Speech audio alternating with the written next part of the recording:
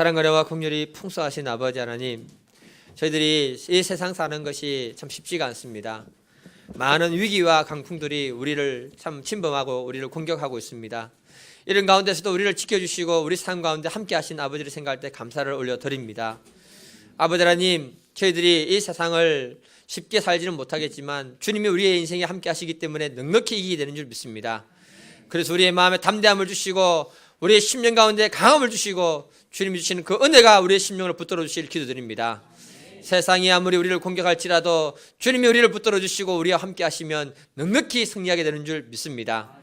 이 예배 오신 모든 분들의 심령 가운데 아버지께서 은혜를 베풀어 주심으로 이 세상을 넉넉히 이기는 힘을 주시고 또 아버지 하나님, 이것을 통해서 우리가 하나님의 영광을 보기를 간절히 기도해 드립니다.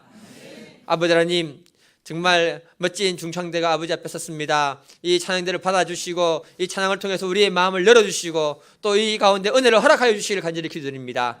또 이분들의 삶 가운데 하나님 축복하심으로 크고 놀라운 믿음의 일을 많이 허락하여 주옵소서. 예수님의 이름으로 기도드립니다.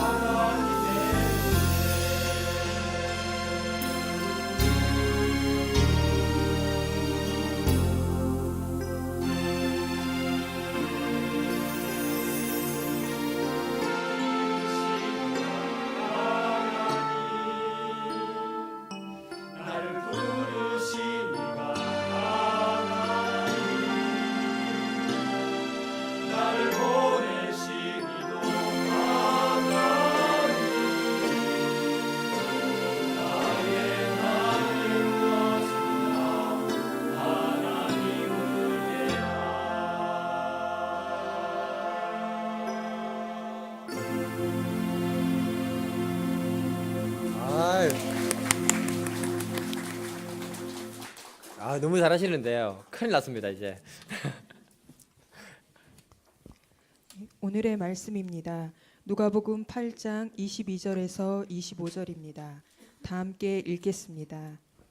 하루는 제자들과 함께 배에 오르사 그들에게 이르시되 호수 저편으로 건너가자 하심에 이에 떠나 행선할 때에 예수께서 잠이 드셨더니 마침 광풍이 호수로 내리침에 배에 물이 가득하게 되어 위태한지라. 제자들이 나와 깨워 이르되 주여 주여 우리가 죽겠나이다 한데 예수께서 잠을 깨사 바람과 물결을 꾸짖으시니 이에 그쳐 잠잠하여지더라. 제자들에게 이르시되 너희 믿음이 어디 있느냐 하시니 그들이 두려워하고 놀랍게 여겨 서로 말하되 그가 누구이기에 바람과 물을 명함에 순종하는가 하더라. 아멘. 제목 같이 한번 읽어보겠습니다. 시작.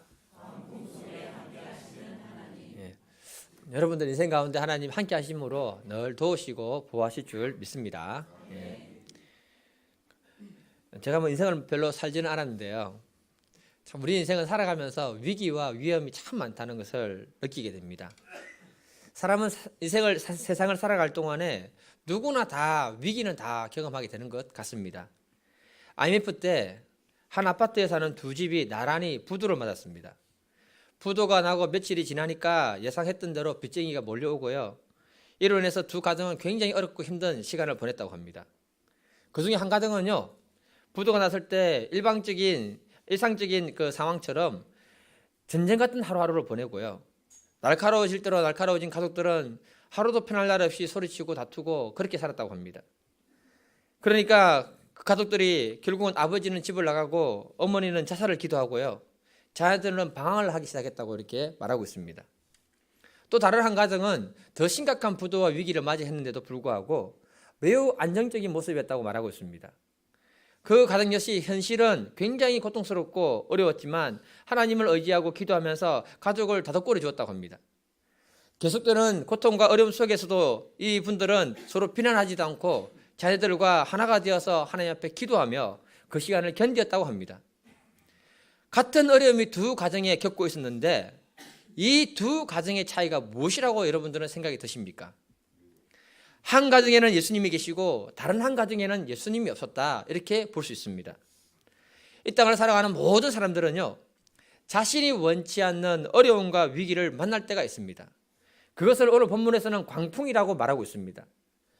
이런 어려움이 있을 때 고통을 당하면 괴로워하는 것이 정상이고요, 좌절하고 힘들어하는 것도 정상이라고 생각이 듭니다. 하지만 우리의 삶에는 예수님이 있기 때문에 이런 고통과 어려움 속에서도 넉넉히 기도하며 이길 줄 믿습니다. 주님이 주시는 그 평안이 우리를 사로잡아 주실 줄 믿습니다. 우리 주님은 삶의 위기로부터 우리를 지키시고 보호하시는 분이십니다. 오늘은 이 예수님을 통해서 우리가 주님이 주시는 그 힘과 위로를 얻을 수 있기를 간절히 기도해 드립니다. 예수님이 제자들과 함께 어디로 갔다고 하십니까? 22절을 같이 한번 읽어보겠습니다. 시작. 하루는 제자들과 함께 배에 오르사 그들에게 이르시되 호수 저편으로 건너가자 하심에 이에 떠나. 예수님이 갈릴리 바다 근처에서 사역을 했습니다. 그러다가 이제는 제자들과 함께 배를 타고 갈릴리 바다 반대편으로 건너가려고 하십니다. 그러면서 제자들에게 말합니다. 반대편으로 가자. 이 말씀을 보면은 예수님이 방향을 제시하셨습니다.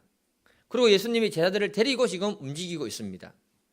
근데 23절에 무슨 일을 만나는가 하면은 행선할 때 예수께서 잠이 드셨는데 마침 강풍이 호수로 내리침에 배에 물이 가득하게 되고 위태하게 되었다, 이렇게 말하고 있습니다. 예수님과 함께 배를 타고 호수 반대편으로 건너갔을 때 갑자기 불어온 것이 바로 강풍이었다라고 우리에게 말하고 있습니다. 이 강풍은요, 지리적으로 보게 되면 쉽게 이해할 수 있습니다. 지금 저를 보셔야 됩니다. 고개를 숙이면 안 됩니다. 여기가 지중해라 할게요. 이 손바닥이 지중해면은 이 지중해가 해발이 0이잖아요. 바다로부터 해발이 시작되니까. 그러니까 갈릴리 호수는요, 지중해에서 마이너스 210쯤 떨어집니다. 이렇게 푹 꺼져 있습니다. 근데 이 갈릴리 호수의 물은 어디서 나오느냐면은 헬몬산에서 물이 오는데 헬몬산이 해발 2,800쯤 됩니다. 높은 곳에, 북쪽에. 그리고 이 갈릴리 바다에서 내려가게 되면 밑으로 가면 이집트로 내려가게 되어 있습니다.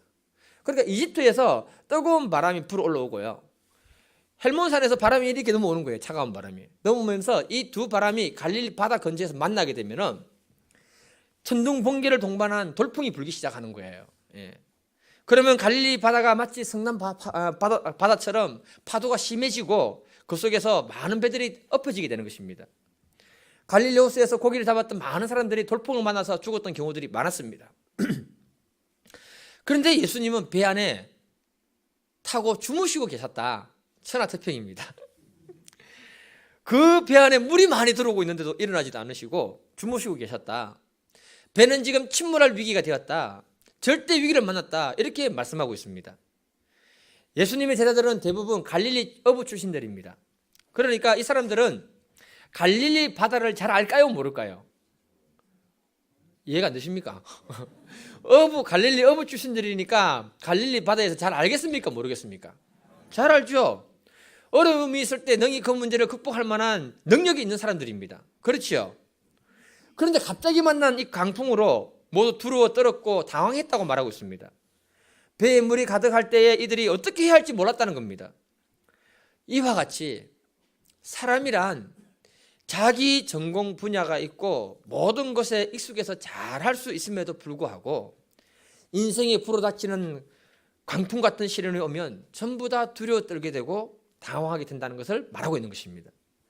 또 낙심하게 되는 것이 바로 사람이라고 말하고 있는 것입니다. 2018년 9월 29일 중앙일보를 보니까 은퇴와 직업에 대한 이야기를 실어 놓았습니다. 한참 일할 수 있는 55세 나이인데 여기 55세 되시는 분들이 계시죠? 한참 일할 때 아닙니까, 여러분? 예. 그분이 건설회사에서 30년 동안 일을 했습니다. 플랜트 건설 분야 전문가여서 해외 현장 경험도 많고 능력이 탁월해서 당연히 임원으로 승진할 줄 알았는데 자기 이해 밑에 있는 사람이 승진을 해버린 거예요. 그리고는 건설 경기가 어려워지니까 구조조정으로 원치 않는 퇴직의 강풍을 받게 된 것입니다. 평생을 헌신했던 회사인데 하루아침에 자기를 외면해버리니까 그 회사에 대해서 엄청나게 배신감을 느꼈다고 말하고 있습니다. 그 후로 이분은 그래도 자기가 30년간 그 경험이 있고 전문가니까 어디 비슷한 회사 들어가면은 당연히 고용이 되어서 일을 할 줄 알았습니다. 그런데 이분을 아무도 고용하지 않는 거예요. 왜냐하면은 55세고 30년 경력이 있으니까 그분을 부르면 돈은 많이 줘야 되거든요. 예. 그러면서 쓸모없는 잉여인간처럼 취급받을 때 너무너무 힘들었다고 합니다. 퇴직의 충격과 충격으로 우울과 무기력증 그리고 정신적인 문제로 인해서 두통과 이 위장 장애 이런 지병의 문제까지 들어오기 시작한 것입니다. 30년간 자기가 헌신해서 살렸던 그 전공을 살리지도 못하고 한순간에 실업자가 되었을 때 그 충격이 이루 말할 수 없었다고 말했습니다. 이것이 바로 우리가 인생에 예상하지 못하는 인생의 광풍이라고 말하고 계시는 것입니다. 이런 심각한 광풍을 만날 때 우리의 삶 가운데 예수님이 계신 분과 계시지 않은 분에는 많은 차이가 있는 줄 믿습니다. 오늘 말씀 속에 숨어있는 메시지들이 많이 들어있습니다. 지금 호수 건너편으로 가자고 제안하신 분이 누구십니까, 여러분? 예수님이십니다. 그리고 예수님이 그들과 함께 했다고 이렇게 말하고 계십니다. 그런데도 갑작스럽게 강풍이 불어와서 모든 사람들이 위기에 처했다고 말하고 있습니다. 이 말씀은 예수 믿는 우리라고 하더라도 어려움이 피해가고 강풍이 피해가는 것은 아니라는 것을 말씀해주고 있는 것입니다. 여기에서 우리에게 주시는 메시지는 이런 것입니다, 여러분. 이런 어려움을 만났을 때 우리는 어떻게 반응할 것이냐 이렇게 주님이 물어보고 계시는 것입니다. 어느 세계든지 위기와 위험은 다 있습니다. 그때 어떻게 대처하는가에 따라서 그 위기를 기회로 잡는 사람이 있는가 하면은 위기를 위기로 끝나는 사람이 있는 것입니다. 여러분들이 다 알고 계시는 삼양라면 알고 계시죠? 좀 안다고 해주세요. 삼양라면 모르십니까? 예. 이 라면은요 1989년도까지만 해도 우리나라 시장 점유율이 60% 이상이 되었습니다. 짱이었습니다. 그런데 무슨 일이 터집니까? 공업용 기름으로 튀겨서 이 라면을 만들었다고 뉴스에서 보도를 해버렸습니다. 그런데 알고 보니까 사실은 미국에서 고급 패스트푸드점이나 식당에서 흔히 사용되는 그런 기름이었습니다. 그런데 그 보도를 하는 바람에 삼양라면이 그 보도 이후에 빨리 재빠른 대처를 하지 못했을 때 매출의 90%가 떨어져 버립니다. 그리고 나중에 어려워가지고 법정 이게 관리로 들어가 버렸습니다. 그리고 그 시장을 장악했던 회사가 어디입니까, 여러분? 농심, 다 알고 계시네요. 예. 기회를 붙잡았던 겁니다. 또한 2004년도에 경찰이 만두 공장의 비위생적인 단무지 생산 과정을 갖다가 촬영하면서 보도한 사건이 있었습니다.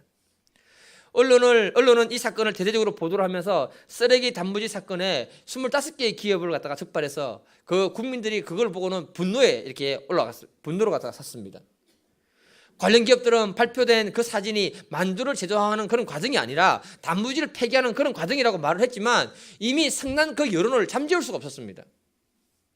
나중에 밝혀진 게 뭐냐면요, 경찰이 실제로 엉뚱한 사진을 갖다가 제공함으로 인해서 그런 문제가 생겼던 것이라고 판명이 났습니다.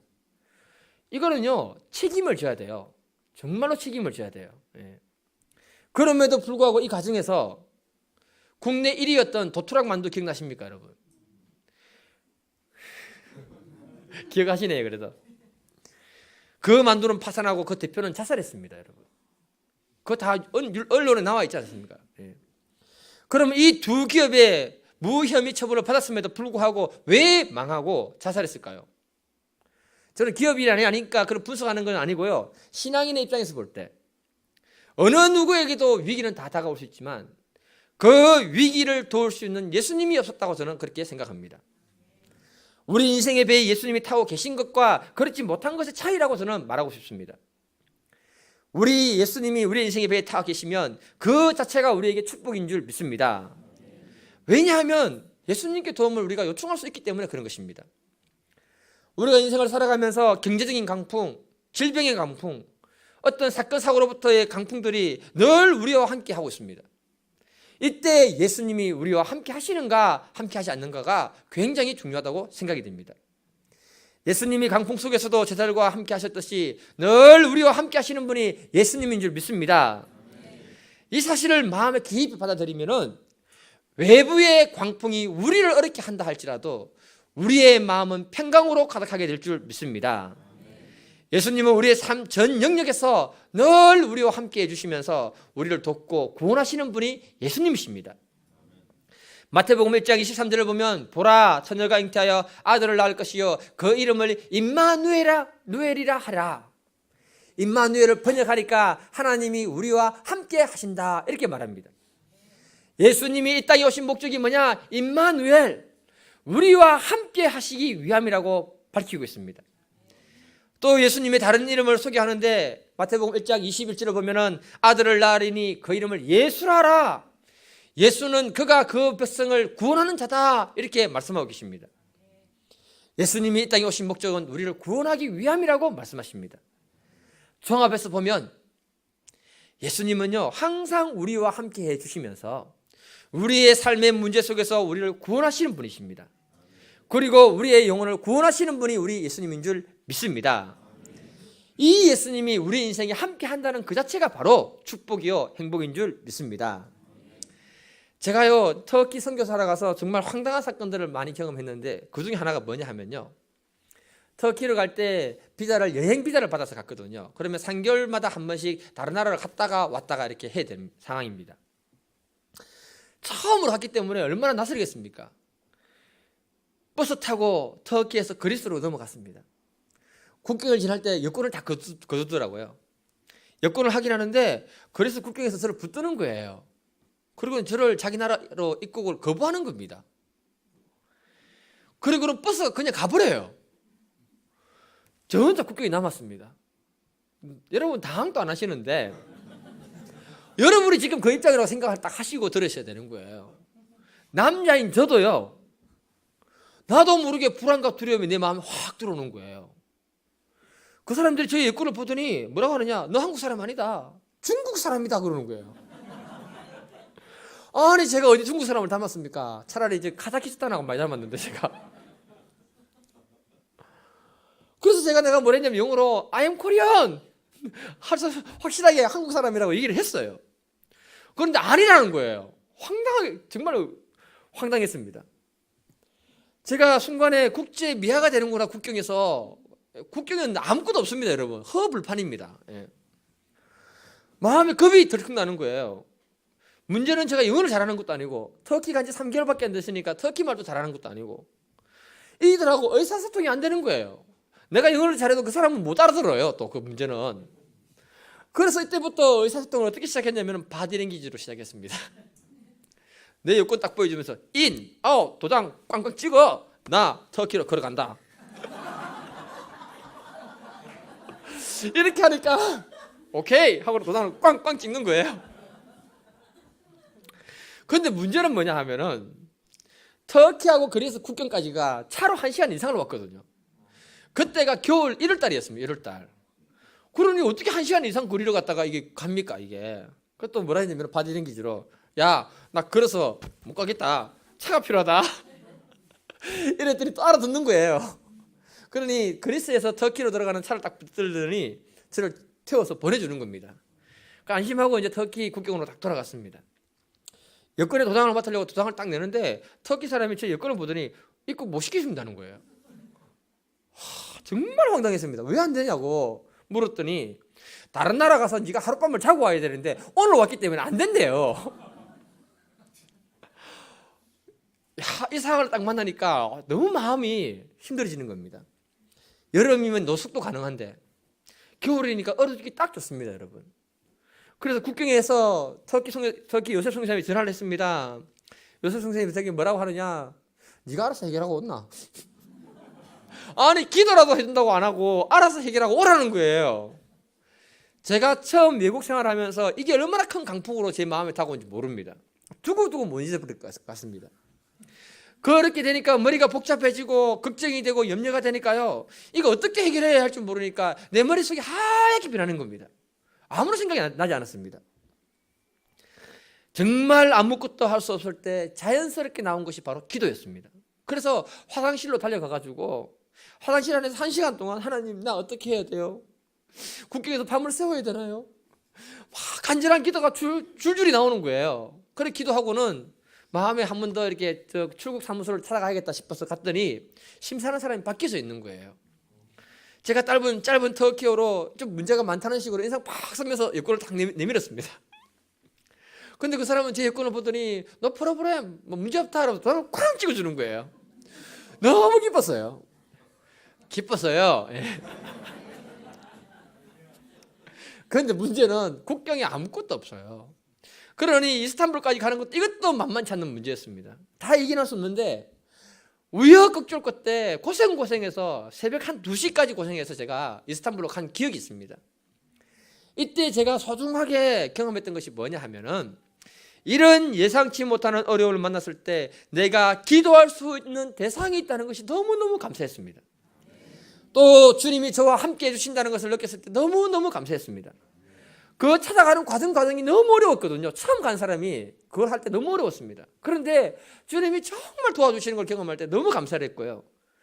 지금 되돌아와서 생각을 해보니까 나의 삶의 강풍은 나의 하나님을 새롭게 만나게 하는 축복이었습니다. 그때마다 믿음이 조금씩 성장하는 계기가 되었던 것입니다. 이사야 41장 10절 두려워하지 말라 내가 너와 함께함이라 놀라지 말라 나는 내 하나님 됨이라 내가 너를 굳세게 하리라 참으로 내가 너를 도와주리라 참으로 나의 의로운 오른손으로 너를 붙들어 주리라. 하나님은 우리가 위기 속에서 강풍 속에서도 두려워하지 말라고 말씀하십니다. 내가 너와 함께한다. 내가 너를 도와주겠다. 굳센 믿음을 주시는 분이 우리 하나님이십니다. 우리와 늘 함께 하시는 우리 주님을 우리 심령 깊이 받아들일 수 있기를 축복해 드립니다. 시편 23편 4절 한번 같이 읽겠습니다. 시작. 내가 사망의 음침한 골짜기로 다닐지라도 해를 두려워하지 않을 것은 주께서 나와 함께 하심이라. 주의 지팡이와 막대기가 나를 안위하시나이다. 다윗은 고백합니다. 사망의 음침한 골짜기를 혼자 지나간 것이 아니라 하나님이 자신과 함께 하셨다고 고백합니다. 또 하나님이 지팡이와 막대기로 자기를 안위했다고 합니다. 안위라는 말은 하나님의 위로와 평강을 말하는 것입니다. 그래서 사망의 음침한 골짜기를 넉넉히 건너갈 수 있었다 이렇게 고백합니다. 이 고백이 저와 여러분들의 고백이 되기를 주님의 이름으로 축복해 드립니다. 이 땅을 살아가는 모든 사람들은요 삶 속에서 강풍이라는 것을 만날 때가 있을 것입니다. 어떤 사람들은 사기꾼들에게 사기를 당함으로 강풍을 맞이하기도 하고요. 어떤 사람은 갑자기 건강 문제를 만나면서 강풍을 맞이하기도 합니다. 이때 우리들은 당황하기 쉽습니다. 그러나 우리 옆에는 우리를 도우시는 전능한 하나님이 계십니다. 그래서 두려워하지 않기를 축복합니다. 사망의 엄침한 골짜기라 할지라도 주님이 우리를 안위하시면서 그 지팡이와 막대기로 우리를 지켜주실 줄 저는 확신합니다. 옆 사람하고 한번 인사하겠습니다. 예수님이 강풍 속에 우리와 함께 해주십니다. 예수님은 위기 속에서 우리를 도우시는 분이십니다. 아멘. 예수님은 위기 속에서 자기의 존재를 어떻게 보여주십니까? 24절을 같이 읽겠습니다. 시작. 제자들이 나와 깨워 이르되 주여 주여 우리가 죽겠나이다 한데 예수께서 잠을 깨사 바람과 물을 꾸짖으시니 이에 그쳐 잔잔해지더라. 예수님은 위기 상황 속에서 바람과 바다를 향해 꾸짖었습니다. 그때 바람도 그치고 파도도 그쳤다고 말하고 있습니다. 여기서 제자들에게 불어닥친 광풍에 대해서 우리가 좀 더 생각해 볼 필요가 있습니다. 이 강풍 사건을 통해서 제자들은 이전까지 자신들이 알았던 그 예수님과는 전혀 다른 예수님을 만나게 됩니다. 25절을 한번 읽어보겠습니다. 25절 시작. 제자들에게 이르시되 너희 믿음이 어디 있느냐 하시니 그들이 두려워하고 놀랍게 여겨 서로 말하되 그가 누구이기에 바람과 물을 명함에 순종하는가 하더라. 제자들은 처음에는 강풍을 보고 두려워하고 놀랐습니다. 그런데 이제는 예수님을 보고 두려워하고 놀라워하고 있다고 말씀합니다. 그리고 예수님이 도대체 누구이길래 바람과 파도가 이렇게 순종하는가? 정말 놀라워했다고 말합니다. 같은 사건을 마가복음 4장 41절에 보니까 그들이 심히 두려워하면서 이 사건을 이야기했다 이렇게 말하고 있습니다. 이 강풍 속에서 예수님은 창조주 하나님으로서의 권세와 권위와 능력을 제자들에게 보여주신 것입니다. 다시 말하면요, 제자들은 이 사건을 통해서 예수님의 새로운 모습을 발견한 것입니다. 그전까지 알고 있는 예수님과 전혀 다른 창조주 하나님의 권능을 가진 예수님을 만나게 되는 것입니다.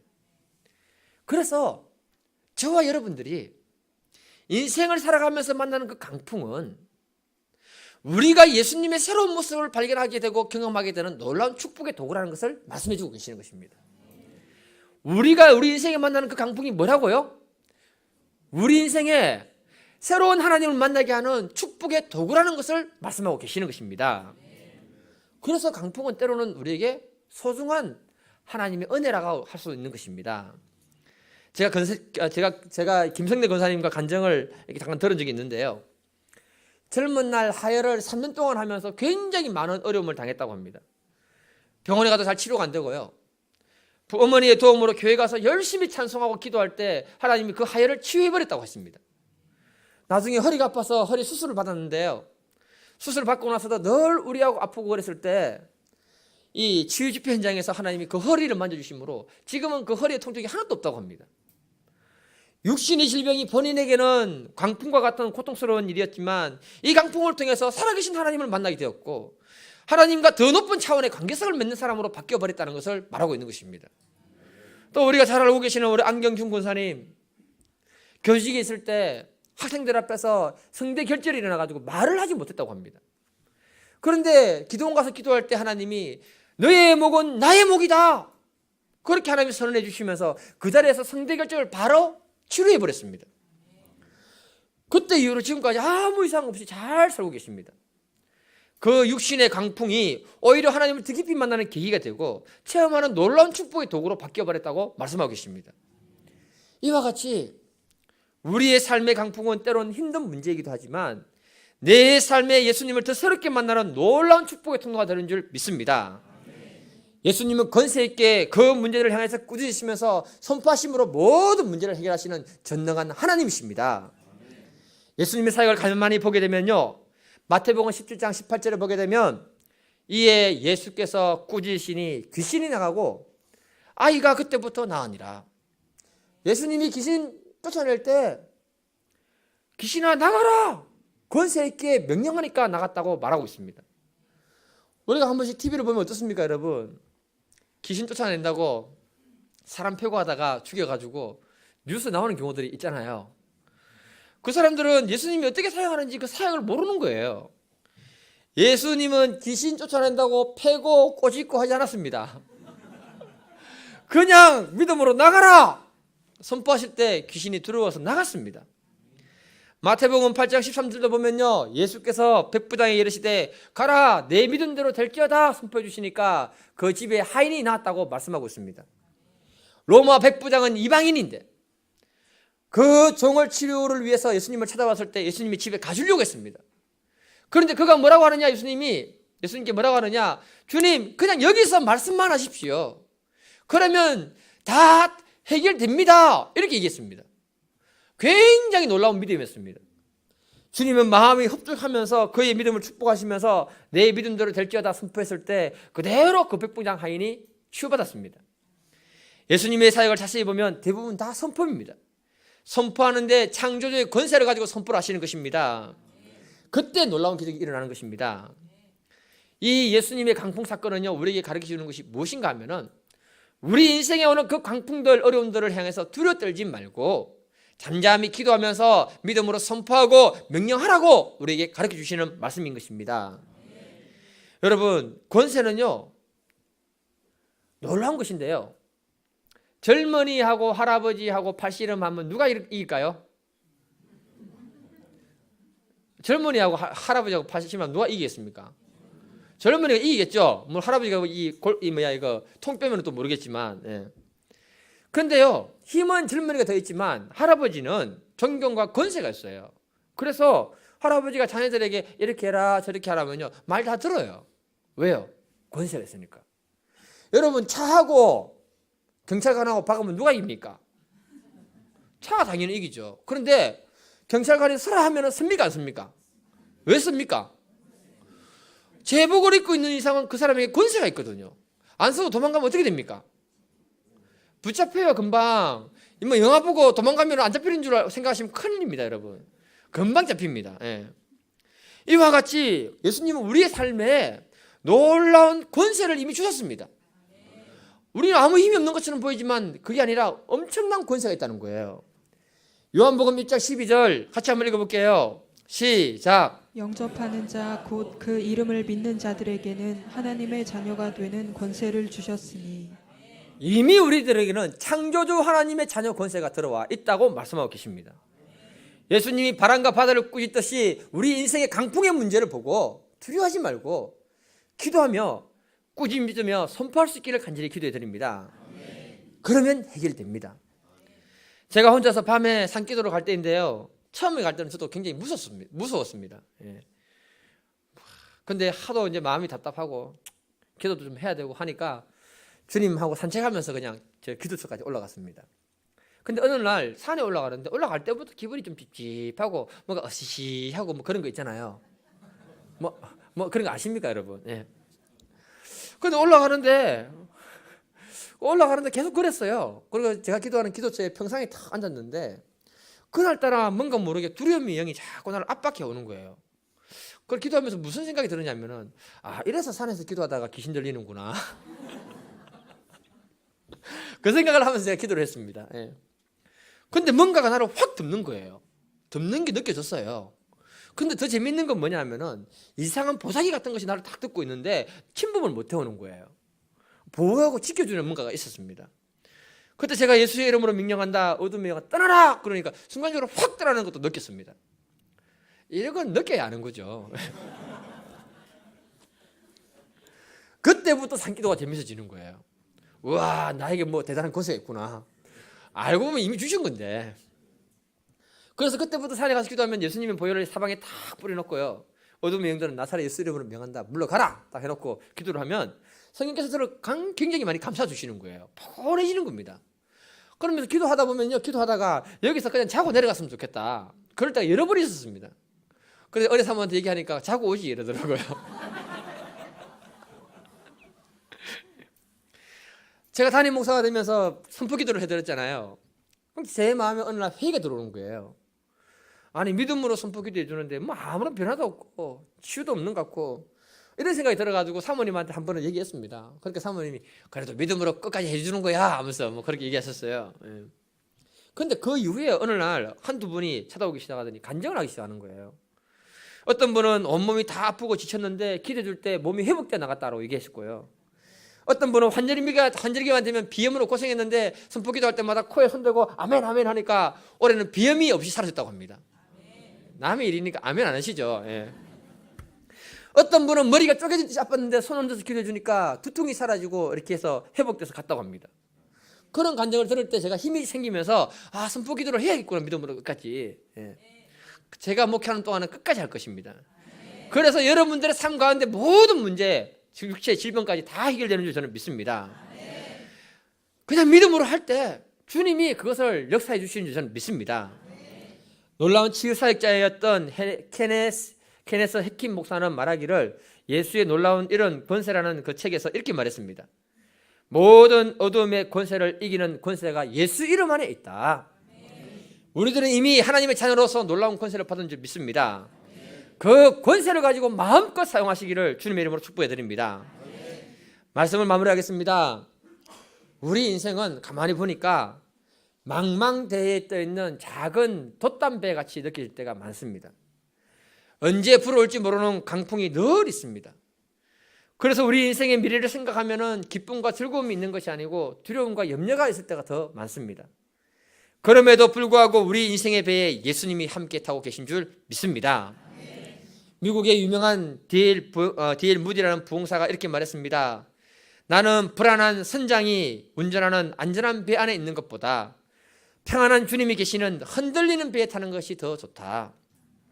흔들리는 배이기 때문에 겉으로 보면 불안해 보이지만 예수님이 계시기 때문에 그곳이 가장 안전한 배인 줄 믿습니다. 예수님은 위기와 강풍이 불어올 때 우리를 지키시고 보호하시는 분이신 줄 믿습니다. 이 사실을 우리가 마음속에 깊이 영접하고 확신할 수 있기를 바랍니다. 그리고 예수님의 권세를 우리가 가졌습니다. 문제 앞에 두려워 떨지 말고 당당하게 선포하고 기도하고 나아갈 수 있기를 축복해 드립니다. 그 경험을 통해서 우리가 신앙이 자라고 더 새로운 주님을 만나는 축복된 분들이 되기를 주님의 이름으로 축복해 드립니다. 다 같이 우리 한번 기도하겠습니다. 우리 인생에 크고 작은 강풍들이 늘 우리를 기다리고 있습니다. 그때 우리 주님이 우리의 인생 배에 타고 계시기 때문에 우리가 두려워하지 않고 염려하지 않게 될 줄 믿습니다. 또 우리가 주님이 주신 그 권세로 선포할 때 강풍이 물러가고 바람과 바다가 잠잠해지는 믿음의 역사가 있을 줄 믿습니다.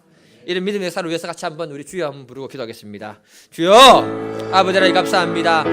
우리 인생 가운데 찾아오는 많은 강풍들을 아버지 하나님 주님 알고 계십니다. 그러나 주님이 우리 인생의 배에 함께 하시기 때문에 주님이 지키시고 보호하시고 함께 하시는 줄 믿사오니 아버지 하나님 이 강풍 속에서 우리를 지켜주시고 보호해 주셔서 넉넉히 이기게 하여 주옵소서. 두려워하지 않게 하시고 염려하지 않게 하시고 아버지 하나님 우리가 이 어려움으로부터 이길 수 있도록 도와주시옵소서. 아버지 하나님 우리가 알지 못하는 큰 강풍들이 있습니다. 그럼에도 불구하고 우리는 주님이 함께 하시기 때문에 주님이 주신 그 권세로 세상을 이길 수 있도록 도와주시고 주님이 함께 해주시는 기도하오니 도와주시옵소서. 아버지 하나님 은혜를 부어주시옵소서. 주님 능력으로 사여주시옵소서. 우리의 삶의 모든 강풍들은 물러갈지어다. 아버지 하나님 우리가 예수의 권세를 믿고 선포하고 나갈 때마다 승리하는 자들 되게 하시고 하나님이 축복하시는 믿음의 사람들에게 도와주옵소서. 아버지 하나님 오늘 이 말씀이 우리 삶 가운데 능력으로 사실 줄 믿습니다. 주님께서 우리의 기도를 연락하시고 도와주신 줄 믿습니다. 이 시간 함께 해주심을 감사하며 예수님의 이름으로 기도드리옵나이다. 아멘.